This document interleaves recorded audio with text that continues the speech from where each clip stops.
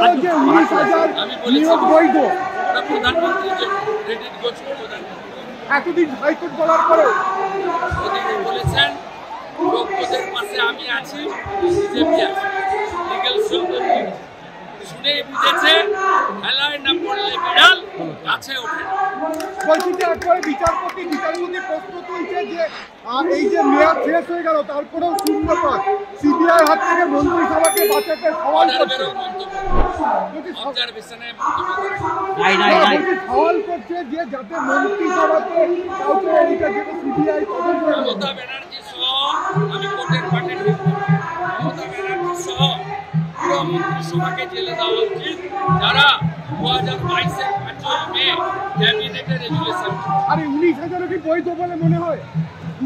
সংখ্যা বলতে পারবো না, এটা ডকুমেন্ট, কিন্তু অনেকেই বৈধ, এটা সবাই অবৈধ।